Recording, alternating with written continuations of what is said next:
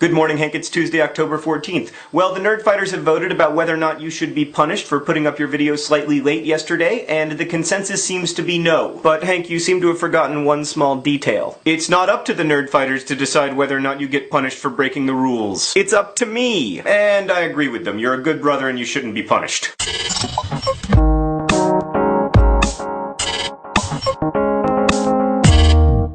Oh, hi there, Margot. I didn't think you'd be making an appearance in today's video. Margot, sometimes when we're this close together, I feel like you might try to kiss me, and that'd be weird because of the Yeti and the age difference and the fact that you were a fictional character that I created. So, I'm just gonna tell you right now, it's not gonna work between us. So, Hank, I think for my next couple videos, I'm gonna read from my new book, Paper Towns, which comes out on Thursday. I'm gonna start by reading the prologue, which some Nerdfighters will remember I read several months ago, but it was very different then, so maybe it'll be an insight into the world of revision. Oh, and I'm totally gonna go over 4 minutes, but I'm gonna get around it by using a montage. Okay, so Paper Towns starts out with 2 epigraphs, one of which is from a poem written by a Nerdfighter, Katrina Vandenberg. Then we turn a couple pages, and the prologue. The way I figured everyone gets a miracle. Like, I'll probably never be struck by lightning, or win a Nobel Prize, or become the dictator of a nation in the Pacific Islands, or contract terminal ear cancer, or spontaneously combust. But if you consider all the unlikely things together, at least one of them will probably happen to each of us. I could have seen it rain frogs. I could have stepped foot on Mars. I could have been eaten by a whale. I could have married the Queen of England, or survived months at sea. But my miracle was different. My miracle was this. Out of all the houses, in all the subdivisions, in all of Florida, I ended up living next door to Margot Roth Spiegelman. Our subdivision, Jefferson Park, used to be a Navy base, but then the Navy didn't need it anymore, so it returned the land to the citizens of Orlando, Florida, who decided to build a massive subdivision, because that's what Florida does with land. My parents and Margot's parents ended up moving next door to one another just after the first houses were built. Margot and I were 2. Before Jefferson Park was a Pleasantville, and before it was a Navy base, it belonged to an actual Jefferson. This guy, Dr. Jefferson Jefferson. Dr. Jefferson Jefferson has a school named after him in Orlando, and also a large charitable foundation. But the fascinating and unbelievable but true thing about Dr. Jefferson Jefferson is that he was not a doctor of any kind. He was just an orange juice salesman named Jefferson Jefferson. When he became rich and powerful, he went to court, made Jefferson his middle name, and then changed his first name to Doctor. Capital D, lowercase r, period. Margot and I were 9. Our parents were friends, so we would sometimes play together, biking past the cul-de-sac streets to Jefferson Park itself, the hub of our subdivision's wheel. I always got very nervous whenever I heard that Margot was about to show up, on account of how she was the most fantastically gorgeous creature that God had ever created. On the morning in question, she wore white shorts and a pink t-shirt that featured a green dragon breathing a fire of orange glitter. It is difficult to explain how awesome I found this t-shirt at the time. Margot, as always, biked standing up, her arms locked as she leaned above the handlebars, her purple sneakers a circuitous blur. It was a steam-hot day in March. The sky was clear, but the air tasted acidic, like it might storm later. At the time, I fancied myself an inventor, and after we locked up our bikes and began the short walk across the park to the playground, I told Margot about an idea I had for an invention called the Ringolator.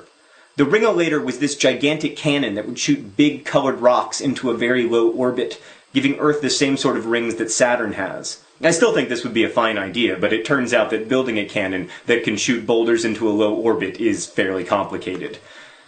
I'd been in this park so many times before that it was mapped in my mind, so we were only a few steps inside when I began to sense that the world was out of order, even though I couldn't immediately figure out what was different.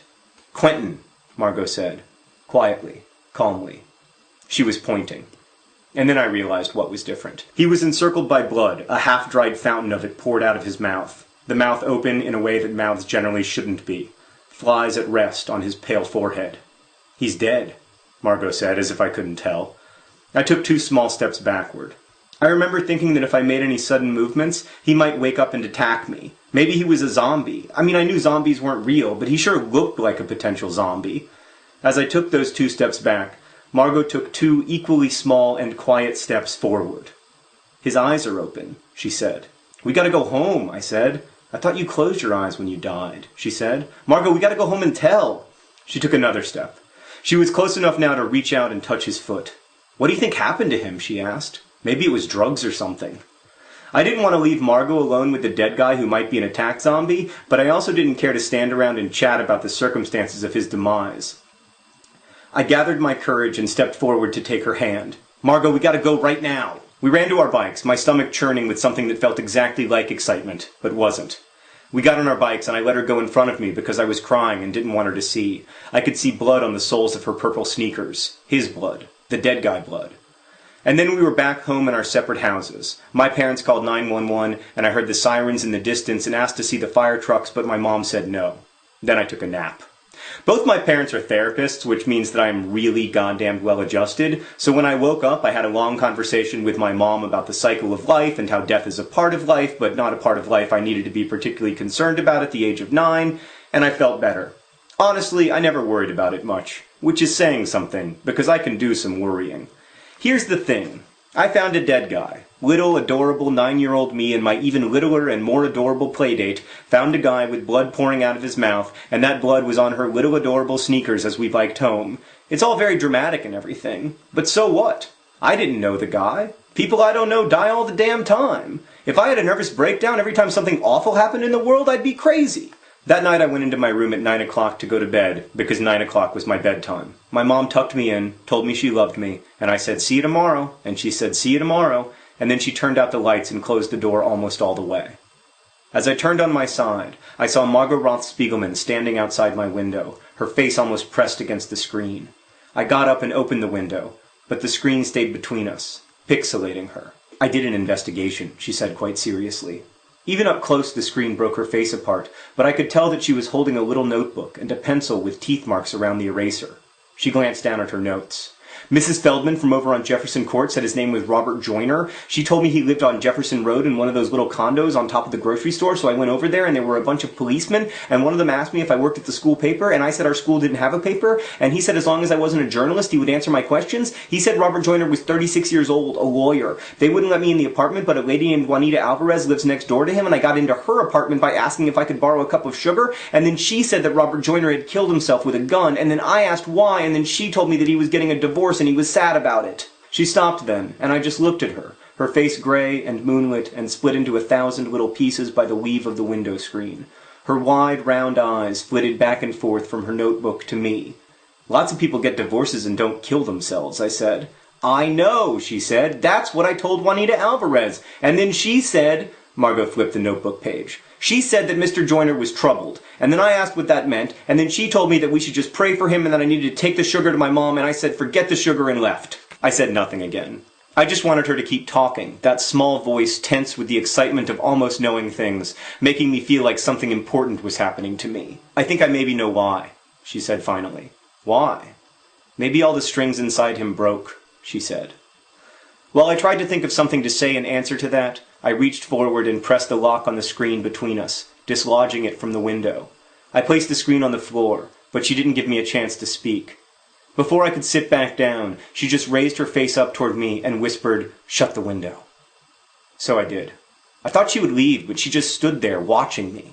I waved at her and smiled, but her eyes seemed fixed on something behind me, something monstrous that had already drained the blood from her face, and I felt too afraid to turn around to see.